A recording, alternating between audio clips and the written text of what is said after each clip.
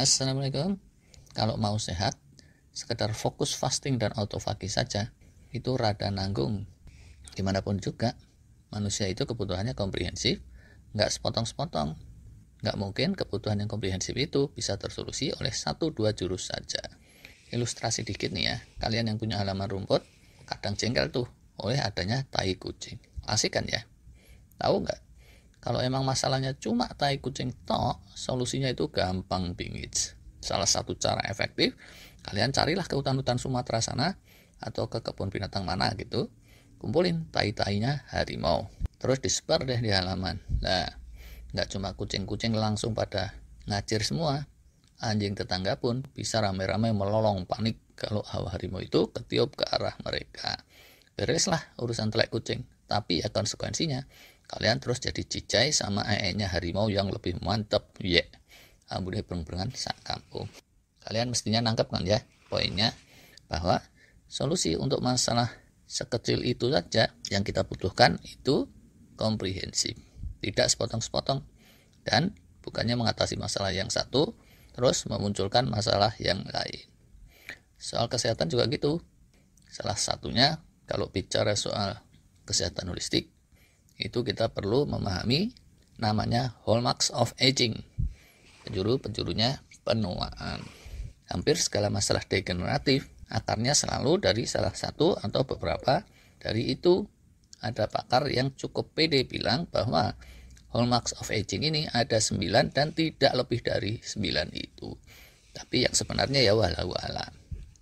Fasting autofagi sendiri itu dianggap penting sampai menang Nobel segala, antara lain karena dia bisa mengadres beberapa hallmark of aging ini secara sekaligus.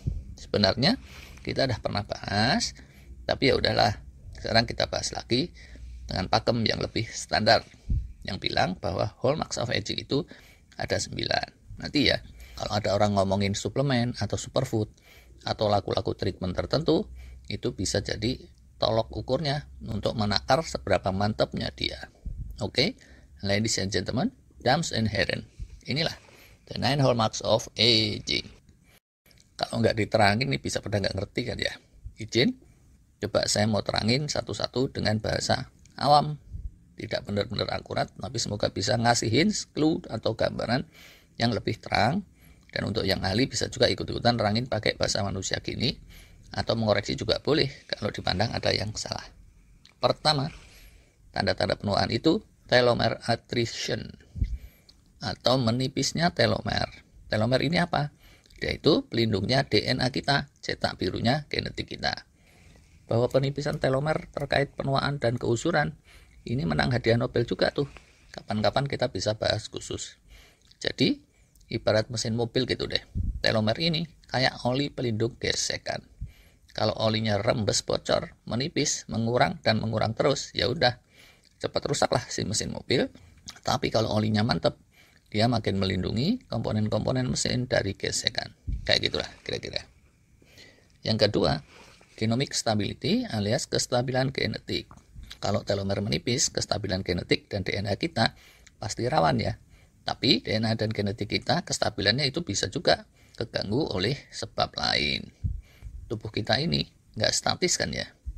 Sel meluruh diganti baru, terus menua, rontok, ganti baru. Itu terus. Info genetik itu boleh dibilang cetakannya gitu. Supaya sel-sel generasi baru terbentuknya sesuai cetak biru. Tapi kalau cetakannya sendiri lower lah, ibaratnya untuk menghasilkan penutur bahasa Jawa yang bagus halus gitu, orang-orang Jawa mesti generasi barunya dicetak di misalnya sekolah dalang, pendidikan bahasa dan sastra Jawa, atau seenggaknya itu di rumahnya sendiri oleh orang tuanya. Tetapi kalau si orang tuanya sebagai cetakan bahasanya udah labil, campur-campur bahasa Indonesia, Belanda, Inggris, dan Madura, ya susahlah anaknya bisa kecetak jadi penutur bahasa Jawa murni sesuai pakem. Kalau makin nyimpang, ya bahasa itu dikatakan tua juga, atau usur. Kalau bahasa Jawa kayaknya belum ya, tapi contohnya misalnya bahasa Sanskerta gitu deh. Ketiganya, epigenetic alteration atau kepelintiran epigenetik. Epigenetik itu di atas genetik gitu secara harfiahnya. Dia itu ekspresi genetis kita yang secara umum menyesuaikan dengan umur kita, yaitu umur biologis bukan umur kalender. Gimana sih gambarannya? Contoh nih, hewan tapir. DNA tapir gitu-gitu aja kan ya. Kalaupun nggak stabil, itu nggak stabil dikit-dikit lah. Walau begitu, penampakan tapir anakan, garis-garis gitu, beda dengan tapir dewasa yang separuh hitam, separuh putih. Ini karena ekspresi genetik yang menyesuaikan umur biologisnya. Singa juga gitu, saat anakan dia nggak gondrong bersurai kayak singa jantan dewasa. Manusia juga kayak gitu sih sebenarnya. Rambut-rambutnya saat bayi halus lembut, beda dengan saat dia sudah dogol brewok. Itulah wujud ekspresi genetik. Benar apa enggak nih? Kalau umur 30 tapi ekspresi genetiknya kepelintir, usur seperti penampakan aki-aki, berarti terjadi penuaan dipercepat tuh. Sebaliknya juga bisa, karena keteraturan dan disiplin hidup yang solid, orang bisa awet muda. Yang keempat, loss of proteostasis atau kepelesetan dalam pembentukan protein, gitu terjemahannya. Jadi ya, cetakan genetiknya benar pun bisa aja tuh, karena berbagai sebab pembentukan protein-protein di tubuh melenceng nggak sesuai cetak biru. Balik ke sekolah bahasa Jawa tadi lah ya, sekolahnya udah benar, diajarin bahasa Jawa halus, di rumah juga orang tuanya sudah membina dengan benar. Anak-anak Jawa bisa aja tuh rusak bahasa Jawanya, kepelintir, entah kepengaruh drakor lah, atau film India, atau sinetron alay. Cetakannya nggak salah, printernya nggak error, tapi hasil cetakannya tetap bisa error. Kalau protein yang terbentuknya error, nggak sesuai pakem cetakan, inilah yang disebut loss of proteostasis. Awalnya dikit-dikit, tandanya masih muda. Kalau makin banyak, itu tandanya makin tuir, makin usur. Gitu deh. Kelima, deregulated nutrient sensing. Sensor-sensor asupan ambiar tidak lagi teratur. Harusnya rutin, tubuh kita masuk ke fase anabolik, terus fase katabolik. Anabolik, katabolik, tektok aja gitu terus, kita udah pernah bahas. Anabolik ini fase pembangunan, dipicu oleh insulin pathway, mTOR pathway, sedangkan katabolik, fase peluruhan perontokan atau daur ulang dipicu oleh AMPK atau AMPK pathway. Kalau keteraturan ini makin acak-acakan, berarti makin usur kita tuh, makin tuir. Insulin muncul tapi dianggap sepi sama sel-sel. Error tuh jadinya. Insulin resisten diabetes atau ambiarnya, ketidakteraturannya terjadi gara-gara hormon stres bermunculan tanpa sebab alias chronic stress dan seterusnya kayak gitu. Yang keenam, mitochondrial dysfunction atau pelemahan fungsi mitokondria. Rada gampang nih kalau yang ini. Mitokondria ini sering kita bahas. Dia itu gensetnya atau sumber tenaga esensial di tiap-tiap sel. Kalau dia kencang, bagus, kita jadi energik, solid. Tapi kalau dia meleret, melemah, dan makin melemah, ya kita ini jadi usur, dan makin tua. Ketujuh, cellular senescence atau kemunculan sel-sel zombie. Mestinya sel-sel itu ganti berganti. Kalau dia jadi tua peot, tak lama kemudian dia mati, meluruh, terus digantikan oleh sel-sel baru yang bugar. Nah, senescent sel ini itu sel tua yang hidup segan mati tak mau.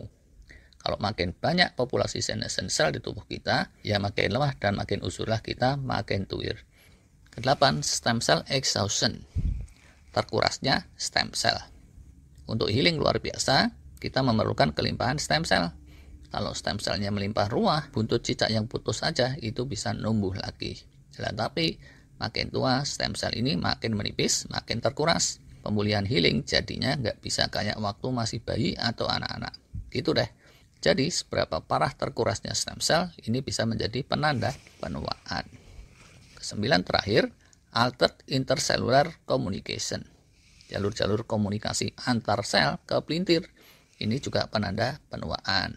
Kalau jalur komunikasi ini mantap, ya udah kita juga mantap, sigap, solid, lincah sekalian. Tapi kalau ke pelintir, ya kita bisa macam-macam tuh urusannya.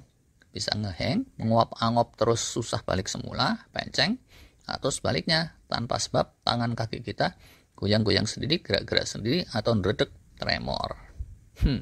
Itu kalau rada ekstrimnya sih ya. Tapi kira-kira gitulah idenya. Komplit nih sekarang. Kalau mau banding-banding, bisa juga dicek video yang lalu. Tapi intinya gini, ke-9 penjuru penuaan ini, atau 9 hallmarks of aging, itu berikutnya nanti bisa kita jadikan tolok ukur seberapa mantapnya suatu metode healing atau superfood. Yuk, berikutnya mungkin kita bisa cek nih pengaruh fasting pada hallmarks of aging ini di video berikutnya, tapi ya sekarang udah kepanjangan. Terima kasih.